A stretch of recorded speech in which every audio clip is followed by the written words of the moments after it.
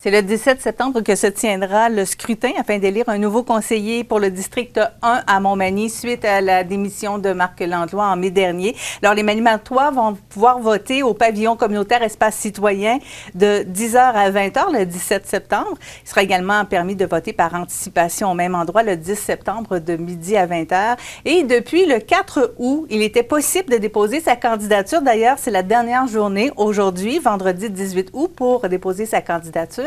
Deuxième candidature qu'on vous présente aujourd'hui, M. Colin Lavergne, bonjour. Bonjour, merci de me recevoir. M. Lavergne, tout d'abord, qu'est-ce qui vous donne envie de vous lancer en politique? Bien, il faut savoir un peu qui je suis pour répondre à cette question-là. Alors, je suis quelqu'un de Montmagny. Moi, ça fait 19 ans que j'habite à Montmagny. J'ai fait mes activités communautaires ici. J'ai étudié au cégep de Montmagny. Alors, je suis un petit gars de la place, hein? Je suis un petit gars de Montmagny. Puis, il faut savoir que je viens de terminer mon DEC en sciences humaines, et puis que maintenant, je me dirige en affaires publiques et relations internationales à l'Université Laval. Donc, ça explique un peu mon intérêt. Donc, on peut voir que j'ai un intérêt déjà pour la politique.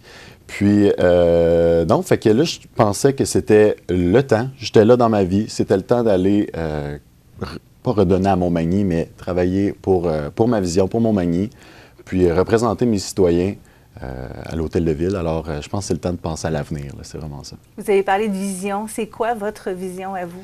Hey, c'est quelque chose que je détaille beaucoup dans mon plan électoral. Là. Fait que j'ai quand même 4 axes. Là. On parle de placer le campus étudiant. Ce que j'entends par là, c'est le cégep, l'école Louis-Jacques Cazot, puis le centre de formation professionnelle, comme voir une vision un centre de développement régional. C'est mon premier axe. Mon deuxième, c'est parler de développement et d'économie durable à Montmagny. Mon troisième, on parle de participation citoyenne et de vie démocratique. Fait que je veux vraiment avoir l'opinion des citoyens, puis intéresser les jeunes aussi à la politique. Là. Ma candidature se voit aussi dans ce sens-là. Puis, on a un dernier plan aussi que je détaille dans mon petit dépliant, dans le fond, qui va être accessible à tout le monde bientôt. Mais le quatrième, c'est de parler de sportifs et culturels, les activités sportives et culturelles, donc la vie sociale à Montmagny. Là, il y a certaines choses aussi que j'aimerais apporter. Là. Donc, vous, le fameux complexe en santé durable, c'est quelque chose que vous appuyez? C'est quelque chose que je pense qu'il faut appuyer. À la seconde qu'on parle d'infrastructures qui vont servir à notre population, puis qui vont en plus être utilisées par le reste de la région, je pense qu'on n'a pas le choix de dire oui.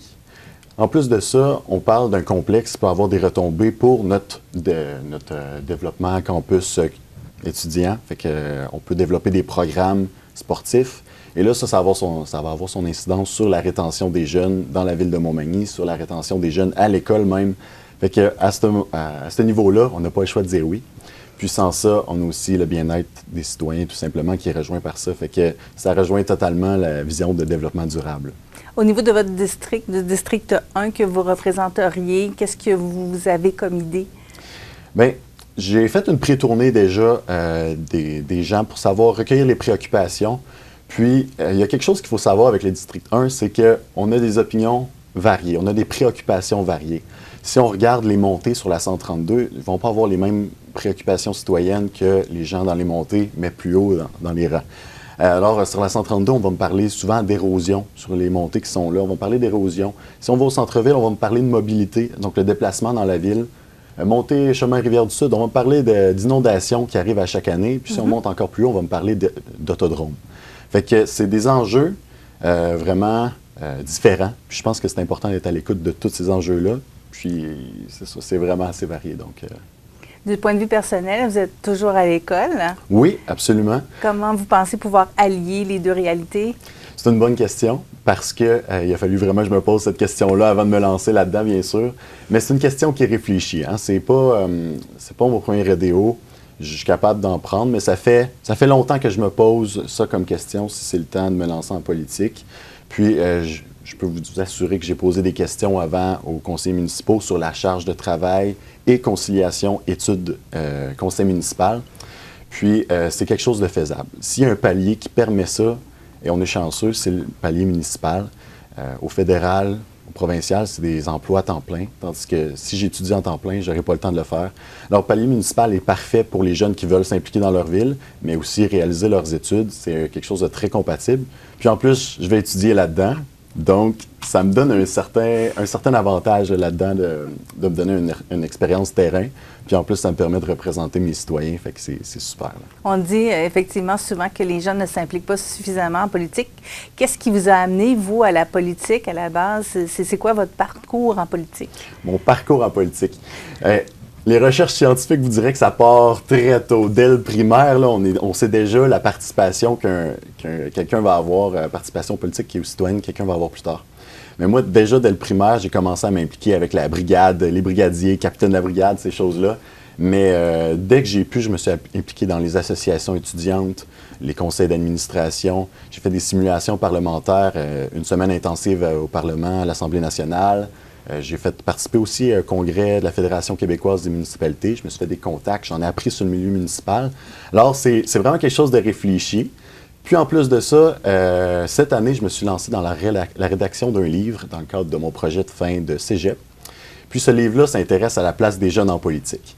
Alors là, c'est vraiment là que j'en ai appris vraiment sur tous les paliers et qu'est-ce qu'un jeune pourrait apporter en politique.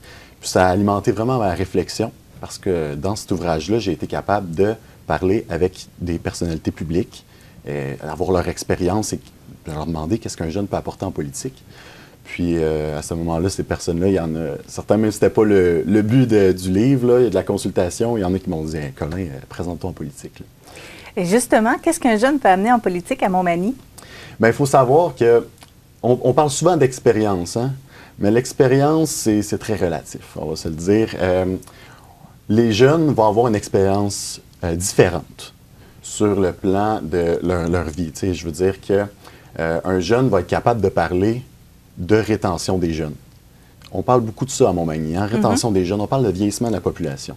Mais qui est le mieux placé pour parler de ces enjeux-là que quelqu'un qui vient de la place, puis qui le vit, qui côtoie ces gens-là? Alors, c'est quelque chose à apporter ça au conseil municipal. Cette voix-là sur la table de délibération, puis que ça apporte vraiment une dynamique totalement différente. On ne se le cacherait pas. C'est une vision qui est vraiment différente, mais ça apporte de quoi de bien au final, vu d'un autre œil, exactement, c'est ça. Merci beaucoup, Colin Lavergne. Ça me fait un grand plaisir. Alors, ce sera à vous, population de Montmagny, d'aller voter. On vous rappelle que ce sera le 17 septembre prochain qu'auront lieu les élections partielles.